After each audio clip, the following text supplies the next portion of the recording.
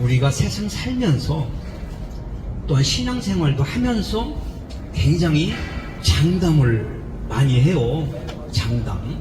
맹세도 할 수도 있고. 그래서 이 맹세를 하는데 이 맹세를 하지 말라고 그랬어요. 근데 우리가 맹세를 실질적으로 많이 합니다. 해요. 저도 많이 했고. 그래서 그거에 대한 것을 말씀을 드려서 정말 우리가 하나님 말씀대로 귀하기만은 잘 살다가 우리가 천국에서 꼭 함께 가야 되니까 그렇게 했으면 좋겠다는 심정으로 마태복음 5장 34절에는 이렇게 말씀하고 있어요. 나는 너희에게 이르노니 도무지 맹세하지 말지니 하늘로도 하지 말라. 이는 하나님의 보좌이며 땅으로도 하지 말라. 이는 하나님의 발등상이며 예루살렘으로도 하지 말라. 이는 큰 임금의 성임이요. 이렇게 말씀하고 있어요. 맹세는 하지 말라. 내가 이렇게 하겠다. 저렇게 하겠다. 큰 맹세는 하지 말라. 주변에 그런 사람 있죠. 나도 할 수 있고, 그죠? 나도 막 어떻게 막 할 수 있고, 옆에 있는 사람이 뭐 덩치 좀 뭐 좋은 사람이 막 어떤 막 힘을 저기 하고 해서 막 내가 어떻게 하겠다.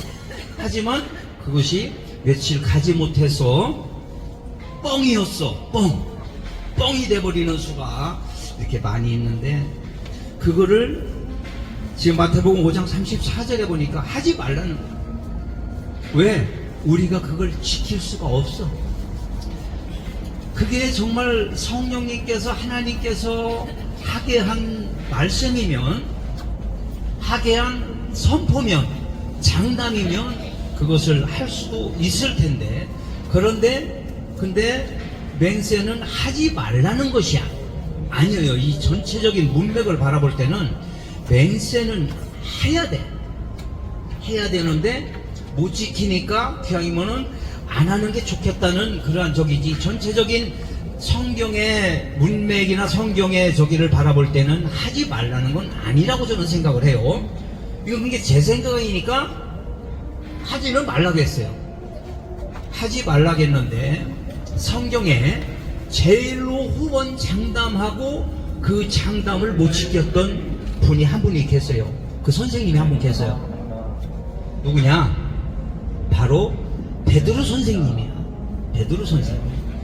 베드로 선생님은 제자들의 그 제일 수제자였었어요. 굉장한 수제자였고, 굉장히 그 성격도 우락부락했던 그러한 사람이었는데, 그분이, 그 선생님이 베드로라는 분 다 아시잖아요. 그죠?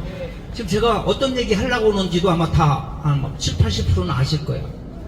이분이 예수님이 잡히시기 전날 밤에 후원 장담을 했어. 후원 장담을. 예수님께서 뭐라고 했느냐? 네가 나 붙잡혀서 이렇게 가면 너는 나를 부인할 거야. 3번씩이나. 3번을 부인한대. 3번을 너 부인할 거야. 그러니까 베드로가 뭐라고 했냐면 아주 나대. 아이고 예수님 무슨 얘기예요. 절대로 그럴 일은 없어요. 나는 절대로 그러지 않을 거예요. 죽을지언정 그러지 않을 거라고 호언 장담을 하고 예수님께 맹세까지 했어요. 그래서 우리는 어떤 것을 할 때 하나님의 말씀대로 내가 맹세도 할 수는 있어요. 그러나 그 맹세를 지키기 위해서 내가 한 말을 잘 생각을 하고 그대로 이루려고, 그대로 실천하려고 노력을 해야 됩니다. 실상 이 베드로를 보면은 환경적으로 바라볼 때는 굉장히 무섭고 두려웠을 거예요. 예수님이 그렇게 채찍으로 맞아야 되고 그렇게 붙잡혀서 말로써 파도도 잠잠케 했던 그 예수님이 아무 힘없이 잡혀서 가야바야 안뜰에 이렇게 있을 때 베드로가 그나마 어떻게 거기까지 갔는지는 모르지만 모닥불을 쬐을 수 있는 그 가까이까지 갔던 거예요. 뜰 안으로 들어갔으니까. 그런데 거기서 어떤 비자가 하나, 또 어떤 사람이, 또 한 사람이, 너도 예수와 함께 있었지 않느냐?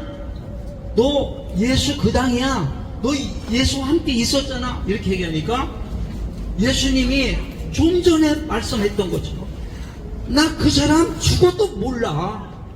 그 사람이 누군디? 나는 몰라. 호언장담을 하고 얼마 지나지 않아서 이렇게 그의 맹세는 깨지고 말았어요. 깨지고 말하니까 그거를 깨닫게 해준 소리가 무슨 소리? 닭소리요, 닭소리. 꼬끼우 하고 울어댄 거야. 울어댄 거야. 그래서 우리는 혹시 내가 장담을 하더라도 앞에 단서를 붙이고 얘기를 좀 했으면 좋겠다, 이런 생각이 들어요. 왜? 내가 큰 교회 목사님들 설교를 가끔 들어보면은 정말 깜짝깜짝 놀랄 일들을 제가 많이 봤어요. 그래서 나도 그렇지 않나 생각을 해서 좀 말을 좀 조심하게 하려고 하는데, 어떤 분은 설교를 들어보니까 나는 이제 그분에 대해서 조금 아는데, 그래서 어떤 이 말로 해놓은 것들을 이게 잘 지키지 못하는 그런 분이 있어요. 그분도 우리와 같은 사람이잖아요. 예수님도 우리와 같은 성정을 입었기에 고통을 십자가에 달려 죽어야만 된다는, 우리를 대신해서 대속물이 되어야만 된다는 그 하나님의 말씀 앞에 이 땀방울이 핏방울이 될 만큼 간절하게 기도했어요. 이 잔 내게서 지나갈 수 있으면 지나가게 하면 안 됩니까, 아버지? 했어요. 그러니까 우리가 옆에 큰 목사님들, 대단한 목사님들, 그분들도 사람이야. 그러니까 그 말을 잘못할 수도 있고 할 수는 있어요.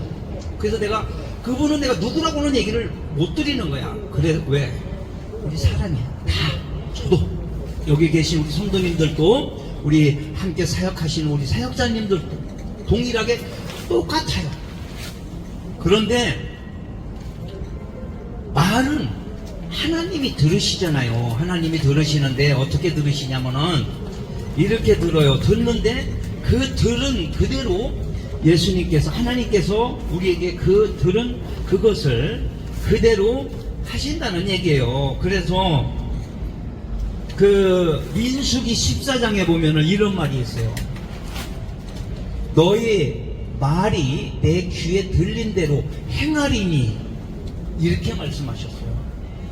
그러면은 하나님께서 내가 거짓말 한 것도 내가 듣고 하나님께서 들으시고 그것을 어떻게 행하실지는 하나님 마음이니까 나는 그거는 여러분들이 어떻게 하라고는 말씀을 못 드리겠어요. 그러나 우리는 말을 할 때 내가 내 평생 어떠한 것을 한 일이 절대로 없어, 이렇게 한다면 이거 말이 잘못됐다고 저는 봐요.